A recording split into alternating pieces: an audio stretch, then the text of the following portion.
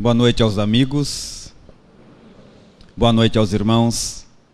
Que Jesus nos permita experimentar de sua paz. Antes das nossas reflexões, alguns agradecimentos aos companheiros que administram a condução desta casa e são desta forma responsáveis diretos por eu estar aqui. Todas as vezes que observamos no mundo uma necessidade de transformação moral de tal grandeza, e vemos as pessoas se reunirem para falar de Jesus ou das coisas atinentes à vida maior, é sempre uma oportunidade singular, e fazer parte dela eu agradeço. Assim como ao coral que me precedeu, fazendo com que o trabalho ficasse agora mais agradável. Aos amigos presentes, aos companheiros espirituais que nos envolvem e garante a qualidade desta atividade, a minha companheira pela alegria da presença. Mas trabalhemos. Estava eu pensando, era uma manhã fria, naturalmente outonal, e eu estava pensando a que deveria dedicar os meus novos estudos. Eu queria fazer uma palestra com uma temática nova, desenvolver uma obra diferente. No entanto, essa obra tinha que ir ao encontro das minhas necessidades pessoais, senão não as poderia escrever, mas que fosse também ao encontro da necessidade das pessoas, porque a grandeza de uma obra assenta-se basilarmente na quantidade de pessoas que ela pode auxiliar. Quanto maior o número de pessoas beneficiadas, por assim dizer, maior também a obra. Então eu pensei, mas eu confesso que não foi difícil chegar à conclusão de que falar sobre a queixa, a lamentação, a reclamação contra a vida ou a providência divina fosse algo inerente à vida de todos nós. Porque nós reclamamos muito e o tempo todo. Reclamamos da família, da sociedade, das pessoas, se é perto ou longe demais, se está frio ou muito calor. Reclamamos hoje, amanhã e depois. É um impulso tão imediatista que, creio eu, reclamar no nosso caso já é até cultural, é até social. Nós somos impulsionados a reclamar por qualquer coisa, até quando não temos assunto, a gente reclama, já percebeu? É só chegar num lugar que ninguém conhece ninguém, a gente não sabe exatamente como conversa, é aquele silêncio estranho, até que alguém diz assim: quente não? Pronto. Alguém já lembra de uma dor que está tendo para falar também, outro de uma desgraça qualquer. Talvez se falássemos algo nobre, altruísta, edificante, não nos dariam atenção. Mas basta reclamar de alguma coisa que alguém já tem alguma coisa para reclamar também. Então é social, é cultural, é o impulso que toma conta de nós. E a grande problemática é que reclamamos hoje, amanhã e depois. E desta forma, vamos esculpindo em nós uma personalidade queixosa, que uma vez instalada, aí não tem mais jeito. De tanto reclamarmos, esculpimos em nós esta máscara que iremos usar. E depois que isso acontece, começamos a caminhar pela vida buscando algo que não está bem, algo que está dando errado. E como vivemos num mundo de expiações, de dificuldades a serem vencidas, de obstáculos a serem transpostos, sempre alguma coisa não vai bem. Mas é a finalidade da vida, desafiar o homem, porque desafiados desenvolvemos as potencialidades que carregamos na alma. Então é a parte dela, a vida sempre vai nos desafiar. Mas uma vez instalada a personalidade queixosa, não tem mais jeito. Começamos a caminhar procurando o que não está dando certo. E é aí que vamos deter a nossa atenção. Temos um exemplo agora próximo. Há 2 meses exatamente, os amigos devem estar lembrados, o Natal. O Natal é um período especial para várias exemplificações. Porque o Natal é um período mágico. Vocês já perceberam como a gente fica estranho no Natal? É estranho, a gente só pensa naquilo, É Jesus de manhã, Jesus de tarde, Jesus de noite, quer fazer bondade e caridade, é impressionante. Nem lembramos que Papai Noel existe. É Jesus, Jesus, Jesus, eu não sei porque que dá na gente isso. Aí, para exteriorizarmos o nosso estado íntimo, queremos que as pessoas saibam que estamos fechados com Jesus. Queremos que elas saibam que intimamente estamos em festa. Então o que a gente faz? Começamos a enfeitar a nossa casa. Enfeitamos a casa para poder reunir a família, reunir os amigos. Nada mais justo. Afinal de contas, ficamos um ano inteiro falando bem dos nossos parentes. É justo que no final de ano venhamos a nos juntar para nos confraternizar. E assim externamos o nosso estado messiânico. Aí arrumamos a casa, enfeitamos coisas pelas paredes, tomamos de uma grande árvore, levamos para casa, começamos a enfeitá-la, colocamos presentes ao pé dela. Se for pouco, a gente compra até para quem não gosta. O importante é ter bastante presente no pé dela. E depois de tudo armado, falta o grande finale, o pisca-pisca. Tem loja de R$1,99 em Rio Preto? Tem. Aí você vai na loja de R$1,99 e compra um pisca-pisca. A caixa é assim, ó, vem mais ou menos uns 1.000. Leva para casa. Quando você abre a caixa, o espanto é igual em todo mundo. A gente fica pensando quem que arrumou tudo aquilo ali. Porque depois que você tirar, nunca mais ninguém põe. Mas você está envolvido pela mensagem de Jesus. E aquele clima fraternal te dá uma coragem. Você tira as lâmpadas da caixa e começa a enfeitar a sua árvore toda, que fica pronta. E ao concluir, ligamos na tomada. Quando a gente liga na tomada, aí vem a surpresa. Uma pelo menos já não acende. Mas é natural. Você vai comprar pisca-pisca em loja de R$1,99 de mundos de expiações e provas. Uma já não acende. Mas você não se permite abater. Com aquela coragem natural daqueles que estão motivados por Jesus, acaba de arrumar tudo e aguarda o grande dia. No dia e hora marcados, começam a chegar os amigos em casa para comemorarmos o Natal. Quem vem primeiro? As tias. As tias sempre vêm primeiro. A sua tia chega primeiro e já vem trazendo aqueles sobrinhos que você adora porque é espírita, mas ela entra na sua casa espantoso. 30 segundos depois, ela olha para a sua árvore de Natal e fala assim, ó, ah lá, ó, tem uma que não acendeu, ó. E das 999 que estão ali firme piscando, ninguém comenta nada. E do ponto de vista moral e espiritual, situação semelhante ocorre conosco. Todos nós aqui, sem nenhuma exceção, todos nós teríamos hoje, exatamente agora, uma ou duas ou algumas razões para reclamar da vida. Sempre existe algo que não vai bem. É a parte da vida, é parte dela nos provocar. Todos nós teríamos hoje uma razão sequer para reclamarmos da vida. Quem não tem um marido alcoólatra, uma esposa histérica, um filho com problemas, a falência de saúde ou de dinheiro, quem não tem alguma coisa? No entanto, sem nenhuma exceção, todos nós aqui presentes da mesma forma teríamos uma lista muito maior de situações agradáveis, positivadas, memoráveis, e que deveremos agradecer, mas disso nós nos esquecemos. Quando alguém pergunta como vai, a gente responde, indo, levando, tocando, empurrando com a barriga do jeito que Deus quer. E Deus não quer nada, porque se Ele quisesse, Ele fazia. É Deus. Ele simplesmente permite.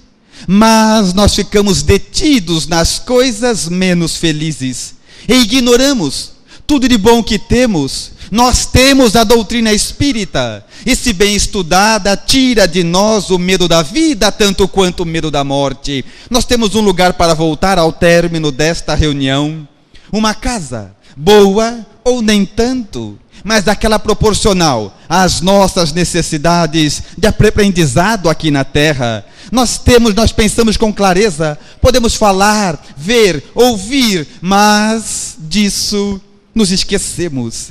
E assim vamos esculpindo em nós uma personalidade queixosa. E caminhamos pela vida, observando tudo aquilo que provavelmente não vai dar certo. E é esse o nosso problema. Cegos, conduzindo outros cegos, diria Jesus. Mas dentro desta questiúncula, nós encontramos ainda o Evangelho com uma expressão única para as nossas reflexões. É atribuído a Jesus. Lá, o Evangelho dita de que ninguém tem uma cruz mais pesada que a força dos próprios ombros não possam suportar. O Evangelho diz que se você tem um problema, tem da mesma forma força, vitalidade para resolver esse problema. O Evangelho diz que se você tem uma cruz pesada, é porque o ombro é forte. No entanto, na vida real, na vida prática, nem sempre isso ocorre. Algumas vezes somos impelidos, impulsionados a problemas tão grandes, mas tão grandes que achamos que não vamos suportar. E muitos não suportam, vão pelos sombrios corredores da loucura, alienados pela obsessão, entregam-se às vezes ao próprio suicídio. Mas o Evangelho não poderia equivocar-se, e que se ele diz que se você tem um problema, tem também força para esse problema, é porque é real. Mas para entendermos este axioma, vamos somar a esta expressão a problemática da queixa. Visualizemos os amigos uma caixa d'água. Uma caixa d'água e um cano, que evidentemente a alimente de água. Mas uma caixa d'água que está trincada, está vazando. Por mais que o cano a abasteça de água, ela nunca vai estar cheia, porque está vazando. A mesma coisa ocorre conosco. Nós temos os nossos problemas e chegamos à casa espírita. Nos submetemos aos imperativos que ela oferece, aos passes, à palestra, ao estudo, aos tratamentos, à água, e saímos daqui abastecidos. E lá fora, começamos a reclamar da vida, obra grandiosa do Criador. E aí vazamos toda a vitalidade que viemos aqui juntar. Nós oramos a Deus, pedimos luz, e quando pedimos luz o Senhor atende. No entanto, logo começamos a reclamar e vazamos vitalidade boa com situações menos felizes. Novamente, pérolas aos porcos. Então, ou estabelecemos em nós uma terapia anti-queixa, ou nem mesmo os recursos da casa espírita serão suficientes para nos ajudar. Emmanuel dá uma contribuição especial às nossas reflexões. Ele diz: ninguém vai elevar-se a pleno céu tendo alojado o inferno no coração. Ou paramos de reclamar e ficamos em paz com a vida, ou seremos eternos pedintes daquilo que vem do alto. É uma viciação. Reclamar da vida é igual falar mal da vida dos outros. Você já percebeu? Quem fala mal da vida dos outros, de vez em quando sabe que fala. Quem fala mal da vida dos outros todo dia, nem percebe que fala. Tanto é que eles chegam para a gente e falam assim: nem te conto. É porque vai contar. Então é um impulso natural. Com relação à queixa, a mesma coisa. Quando a gente reclama hoje, amanhã e depois, reclama no dia seguinte que é longe, que é frio, a humanidade, a sociedade, assim não dá. Chegou uma hora que passou a ser uma segunda natureza do indivíduo. Aqueles que são paralíticos reclamam porque não podem andar. Os que andam dizem que é longe. Os cegos dizem que não podem ver. E quem vê, diz que não gosta daquilo que vê. Ou estabelecemos uma terapia anti-queixa, ou ficaremos caminhando eternamente à busca de favores dos céus, que compete a cada um de nós realizar e edificar na própria alma. Mas a grande dificuldade é que a maioria das nossas queixas não servem para nada, não tem valor algum, não ajudam em nada, mas comprometem muito. Seria semelhante imaginar que agora termina a nossa palestra, os amigos vão pegar o carro que estão estacionados em algum lugar aí, e os pneus estão furados.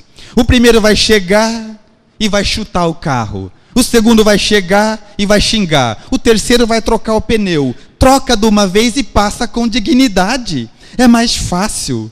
Então a maioria das nossas reclamações tem esta falência de tempo.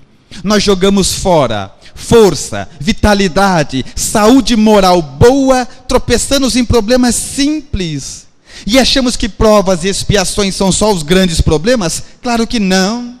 Os Espíritos provam a nossa integridade moral nas situações pequenas do dia a dia. Porque isso estamos no mundo de expiações e provas por causa disso. Ver uma prova, para você descansar, ver uma expiação. Então não é só com as coisas grandes. O tempo todo eles nos observam. E a maioria das nossas reclamações de nada servem. Eu tenho um exemplo pessoal que vou contar aos amigos. Certa oportunidade eu fui fazer palestra num estado aqui próximo. E o rapaz que me chamou, que me convidou, eu não o conhecia nem ele a mim. Próximo de eu ir, ele ligou e falou assim: Roosevelt, já que você vem para o nosso estado, é a primeira vez, você não quer fazer o seguinte? Você vai ficar 4 dias aqui, fica na nossa casa. Fica na nossa casa, a nossa casa é grande, é eu, minha esposa, mais ninguém. Assim, nós acompanhamos você nas palestras, a gente conhece os locais, vem em casa. Eu questionei ao amigo, dizendo que eu prefiro ficar nos hotéis. Porque é lá que eu escrevo, é lá que eu trabalho, que eu faço as minhas coisas. Mas ele insistiu: vem em casa. Em casa é grande, ninguém vai te atrapalhar. Fica em casa. E eu aceitei. No dia e hora marcados, eu viajei para lá. Viajei, mas cheguei já tarde da noite. Encontrei os amigos, mas pouco contato tivemos. Apenas nos falamos rapidamente e fomos dormir. No outro dia, pela manhã, seria o nosso primeiro encontro, tecnicamente falando. Era uma casa verdadeiramente muito grande, uma mesa de café da manhã enorme, muito bem posta, e eu e o casal apenas. Mas estávamos naquela situação onde ninguém conhece ninguém, ninguém sabe exatamente o que falar, aquele silêncio estranho. Até que o rapaz, o dono da casa, para quebrar o silêncio, ele olhou para uma janela que estava ali ao lado e dava acesso ao pátio da família. Olhou para a janela e disse assim: Roosevelt, hoje vai ter pouca gente no centro, porque vai chover. A mulher dele, impulsionada ao menos pela curiosidade, olhou para a mesma janela e disse: não, hoje não chove. Ele disse: chove porque sempre que eu digo que chove, chove. Ela disse: não, sempre que você diz que chove, nunca chove. Chove, não chove, chove, não chove. Claro que chove, não chove. Um deles olhou para mim e falou: Roosevelt, chove ou não chove?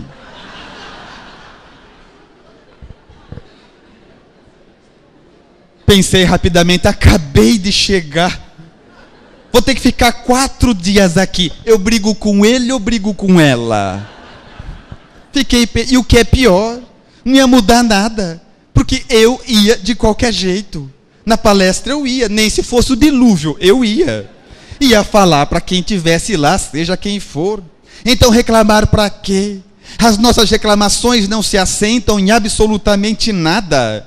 Mas agora eu tinha um casal posto à minha frente, esperando uma resposta que eu não sabia qual dar.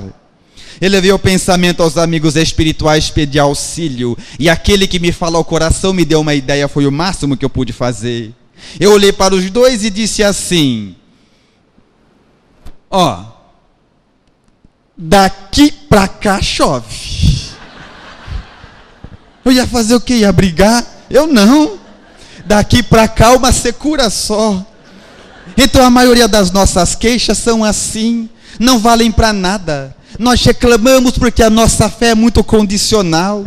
Nós cremos em Deus, mais ou menos, dependendo dos acontecimentos aqui. Porque quem crê em Deus não reclama de nada nunca.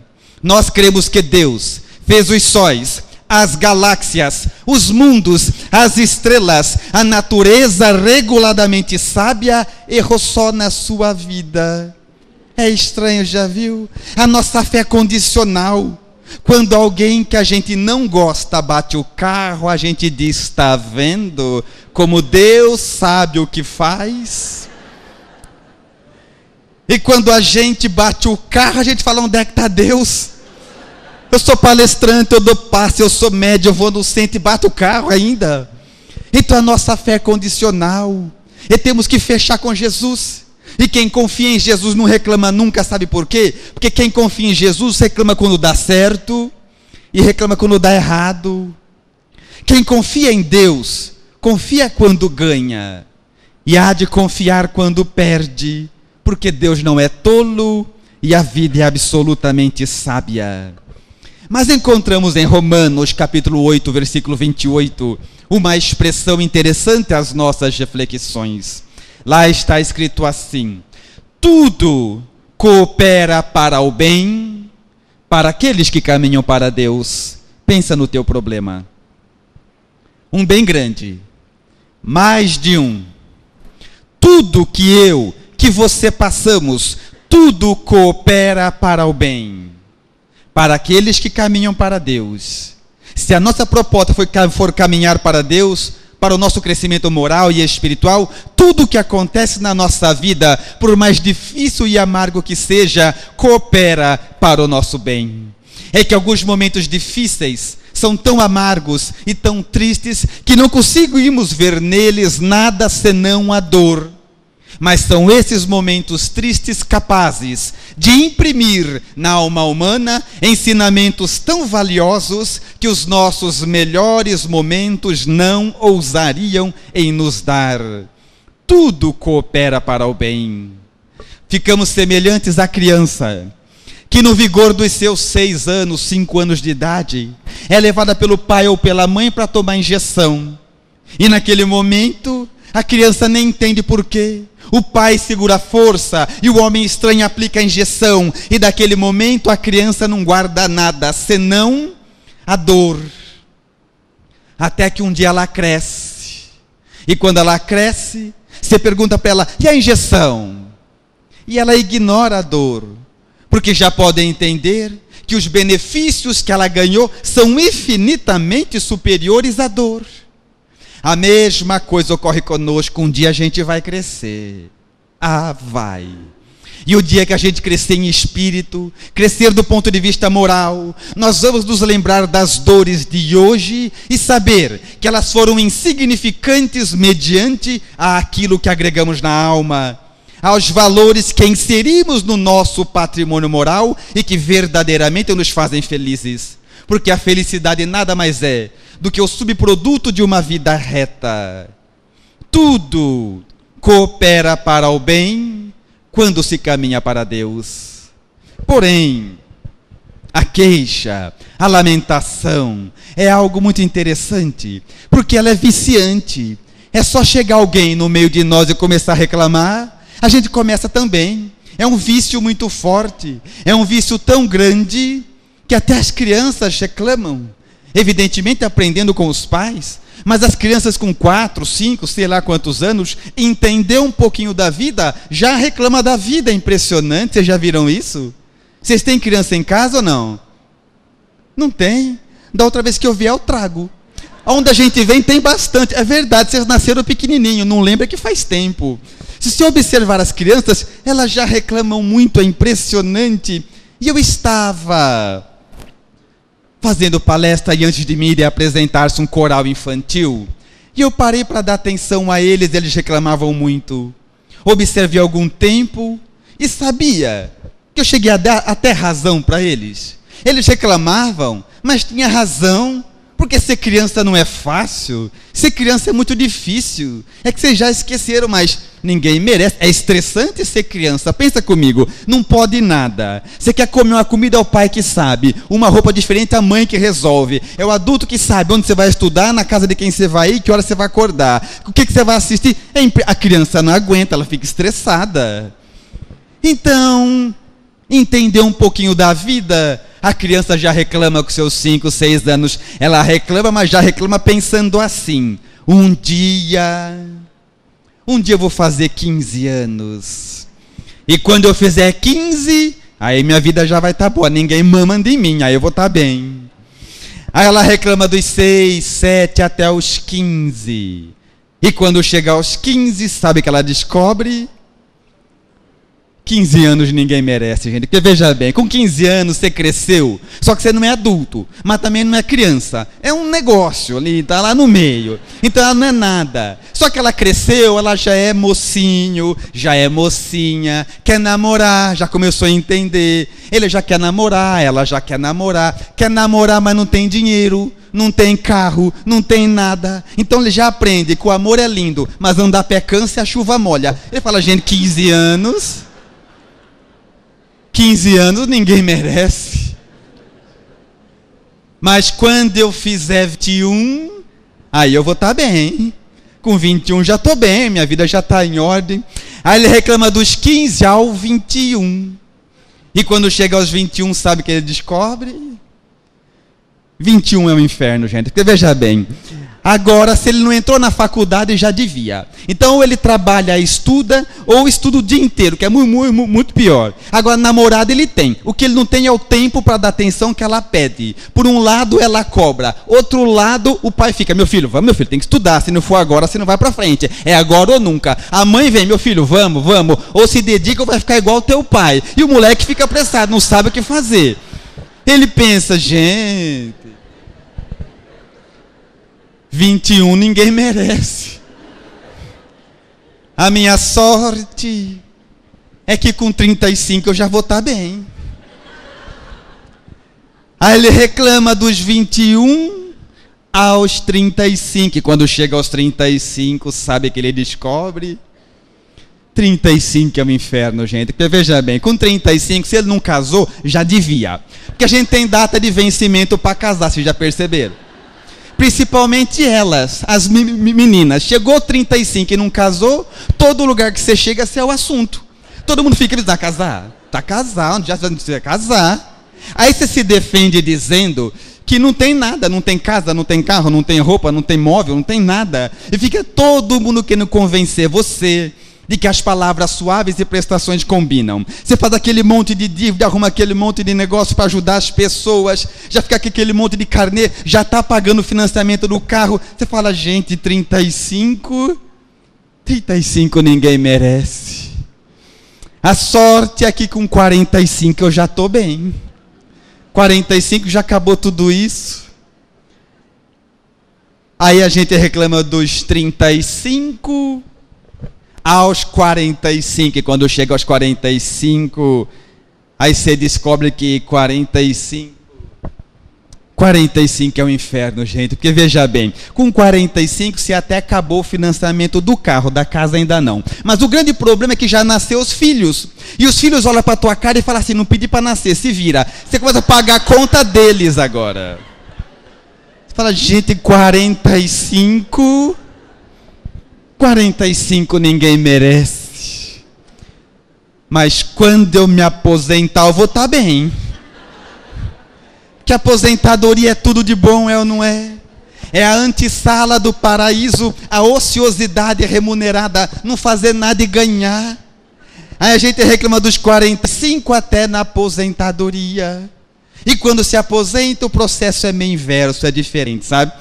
Os primeiros meses de aposentado tem uma cara meio de férias. Tudo é lindo, né? Você todo mundo correndo e você está com tempo. Agora que você tem tempo, você passar na frente dos outros na fila do banco, é impressionante. Agora que você não precisa mais. E você está naquele estado lúdico, mágico. Mas depois que passa esse período mágico, aí o processo é assim. Ou você não está fazendo nada, ou você está fazendo tudo que não é seu. Porque todo mundo olha para a sua cara e fala assim, já que você não está fazendo nada, empurra as coisas para você fazer. Aí você fala, aposentado, ninguém merece. Bom é quando eu era criança. E o processo começa da mesma forma. Então, ou estabelecemos em nós uma terapia anti-queixa já, agora, na condição em que estamos, na situação de saúde que temos, na condição financeira que ocupamos, porque quem reclama da vida em qualquer fase é aquele que vai reclamar a vida toda. Dentro desta proposta, lembremos que tudo coopera para o nosso bem. Esta obra, Terapia Anti-Queixa, ela tem o prefácio escrito pelo maestro João Carlos Martins. E ele é considerado hoje um dos maiores exemplos de superação do mundo. E a história dele é espelho para todos nós. Ele começou a tocar piano aos 8 anos de idade. Aos 12, tinha uma carreira nacional. Aos 18, uma carreira internacional. Chegando a ganhar um prêmio como o melhor intérprete de Johann Sebastian Bach do mundo. Mas, aos 26 anos, ele que era pianista renomado e vivia das mãos, jogando bola com os amigos, caiu, levou um tombo e machucou por acaso a mão direita, porque acaso é o nome que a vida usa quando não deseja aparecer. E o 4º dedo da mão direita perdeu completamente o movimento. Iniciava-se, naquele momento, o desenvolvimento de uma técnica para que os dedos sadios superassem a falência daquele outro, e ele conseguiu. E quando conseguiu, ele adquiriu LER, a lesão por esforços repetitivos. Iniciava-se, nesse momento, um novo tratamento para que ele pudesse voltar às tão sonhadas 21 notas por segundo que ele já tocava. Depois de alguns anos de tratamento, assim que ele conseguiu, na saída de um teatro, ele foi assaltado e golpeado com uma barra de ferros na cabeça e teve o lado direito todo paralisado. Iniciava-se, naquele momento, uma carreira somente com a mão esquerda. Ele desenvolveu uma técnica para tocar somente com a mão esquerda, enquanto o lado direito buscava reabilitar-se, e conseguiu. E quando conseguiu, apareceu um tumor na mão esquerda. E os médicos tiveram que cortar alguns nervos e os dedos perderiam também a função. Iniciava-se, naquele momento, uma nova carreira, que ele toca até hoje, usando 2 dedos de uma mão e um da outra. É nós. E quando a vida diz não para nós, que fazemos? E quando a vida coloca obstáculos à nossa frente, que fazemos? Reclamamos da vida, obra grandiosa de Deus, atestando assim falta de confiança em Jesus. Porque a inferioridade de um espírito é marcada pelas suas horas de lamentação. Quanto mais reclamamos, mais atestamos a nossa falta de confiança no Criador, porque achamos que há erro na vida, achamos que Ele fez o universo todo regulado, errou só com a nossa vida, com as nossas coisas. O maestro, depois de estruturar as suas baquianas, a sua filarmônica jovem, e as regia, pela paralisia das mãos, ele não podia nem mais reger, porque as mãos ficavam impossibilitadas de virar as páginas para reger. E ele memorizou, ele decorou 10.000 páginas de sinfonia para prosseguir como maestro. E nós, que fazemos? Tudo coopera para o bem quando se caminha para Deus. Mas os amigos lembram-se o que ocorreu 11 de setembro? Estão lembrados ou não?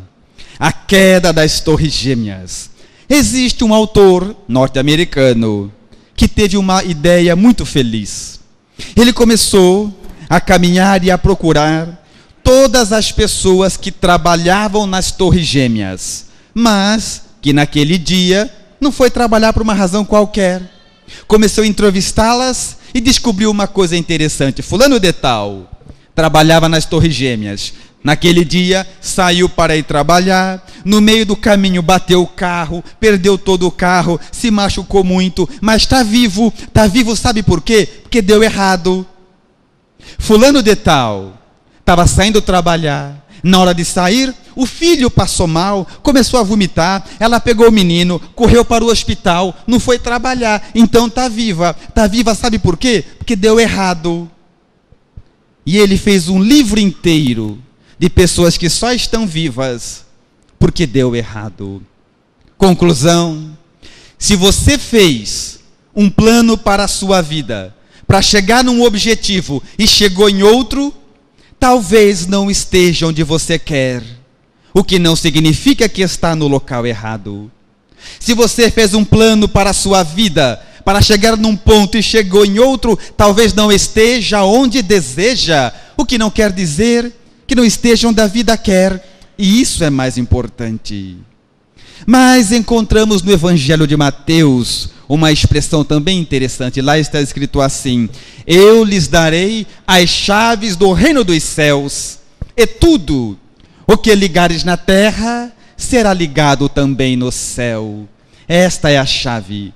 E através desta expressão, Mateus nos adverte de que quando acordamos de manhã e nos conduzimos reclamando da vida, reclamamos hoje, reclamamos amanhã, reclamamos que está longe ou perto demais, muito calor, muito frio, reclamamos, as nossas reclamações encontram ressonância no mundo dos espíritos e atraem para nós criaturas desencarnadas, que também estão perturbadas, que também não aceitam a condição que estão lá, acham que não estão no local certo e que a vida não as deu o que mereciam. E essas criaturas perturbadas se sentem atraídas a nós.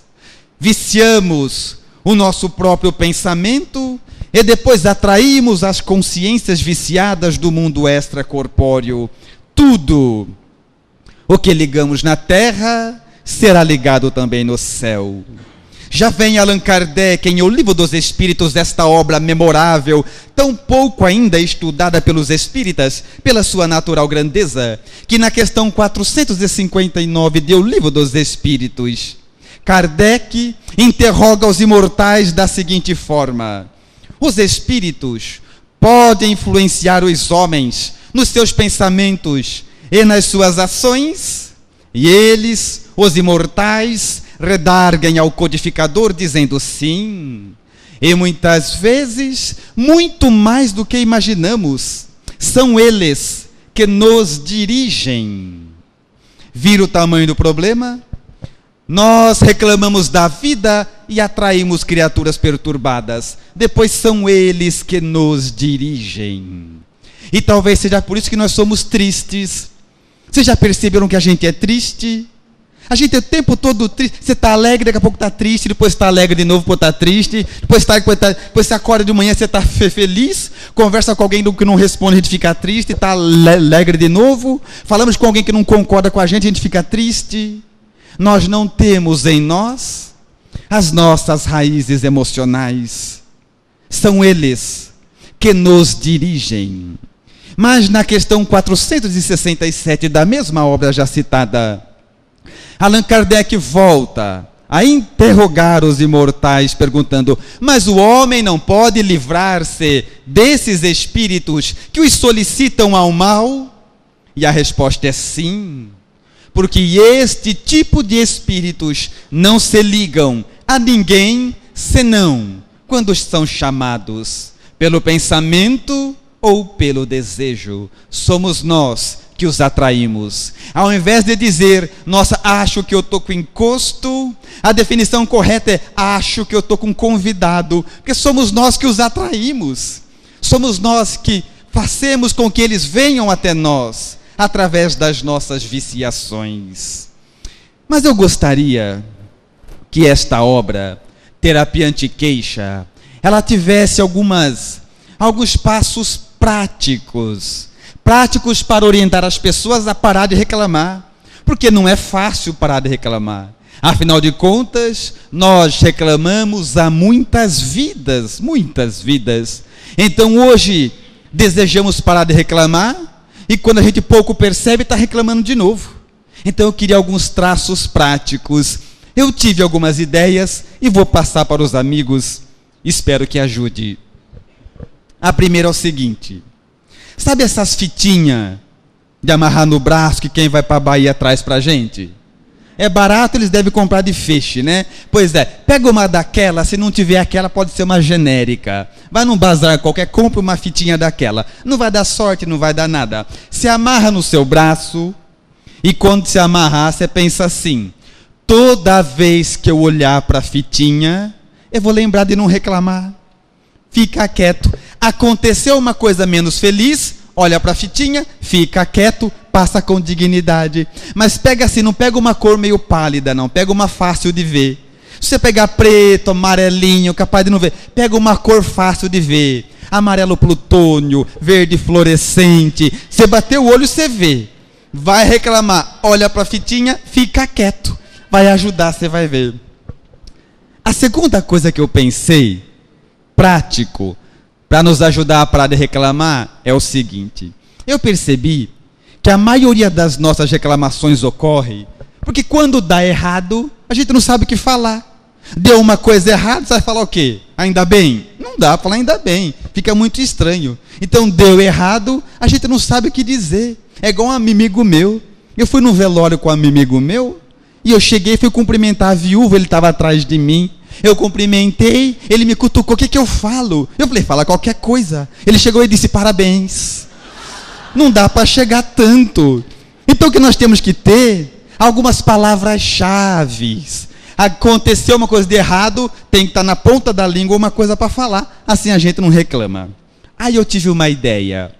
Eu percebi que na vida, planeta Terra, todo mundo está aqui para se tratar de alguma coisa. Vocês já perceberam? Uns estão aqui para tratar a violência, maledicência, prepotência, avareza, os piorzinhos, tudo isso junto. Mas todo mundo está aqui para se tratar de alguma coisa.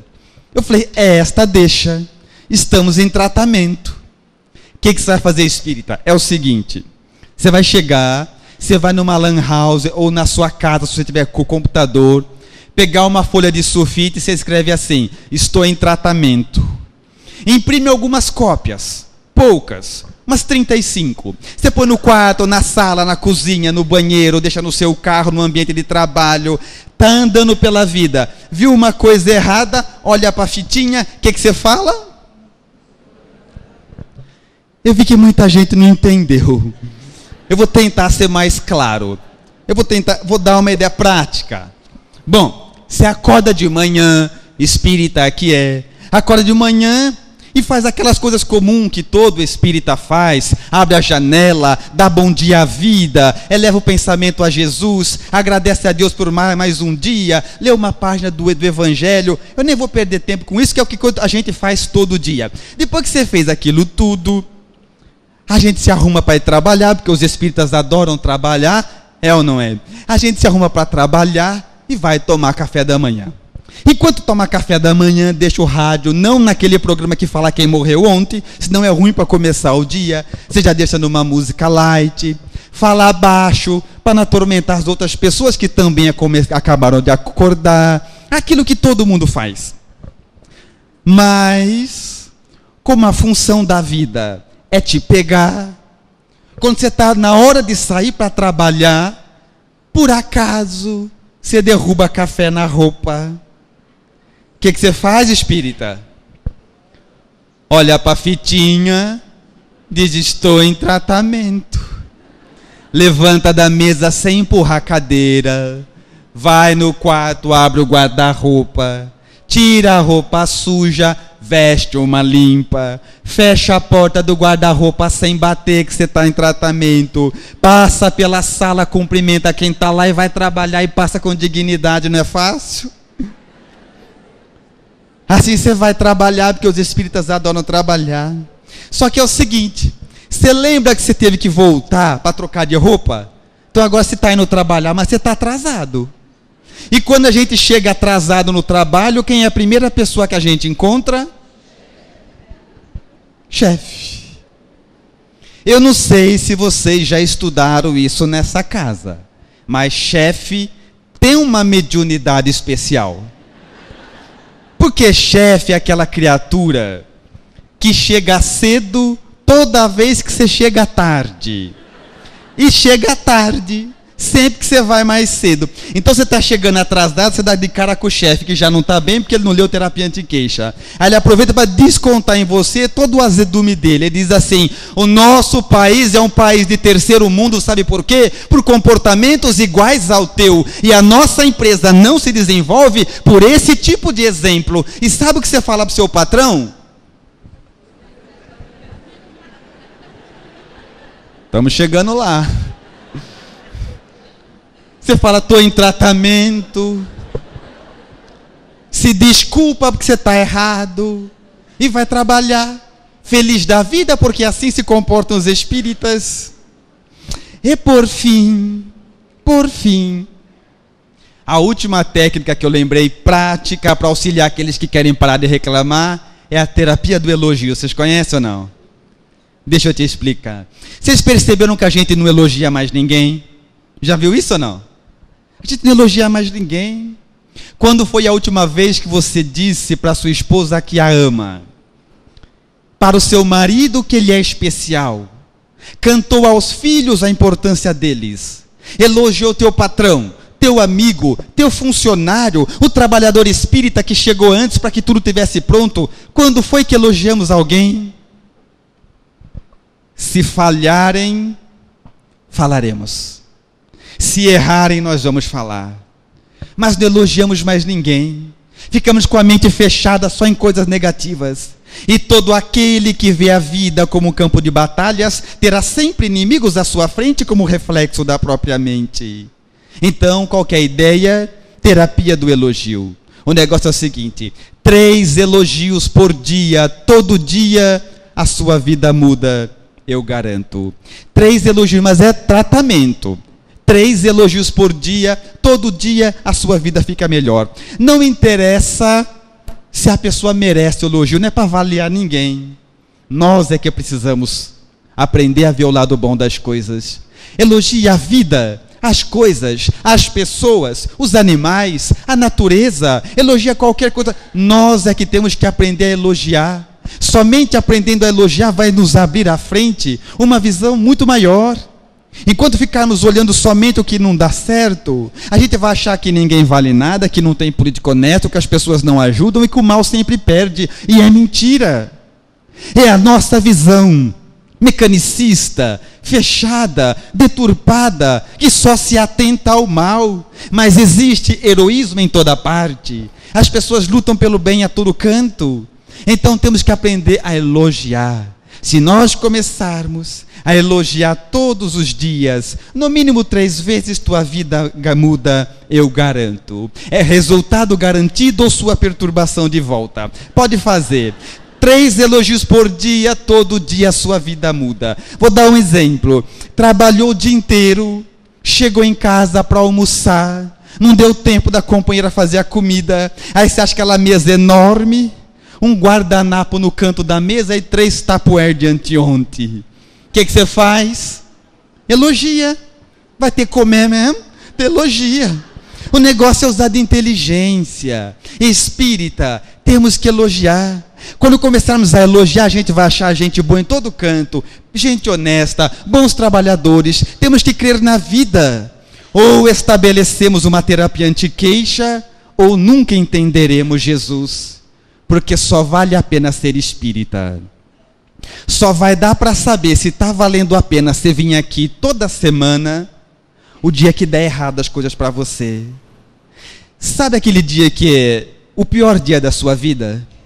Porque se você não teve e não está tendo, um dia você vai ter. Isso não é uma visão pessimista. É que a finalidade da vida é nos colocar à prova. E se estiver nos desígnios de Deus, provar-nos, experimentar-nos, passemos com dignidade.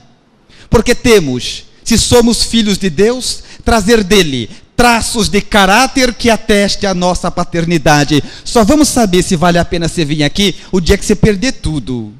Que você estiver traído, enganado, falido, sozinho, sem ninguém. E se nesse dia você continuar crendo em Jesus, só aí vai ter valido a pena.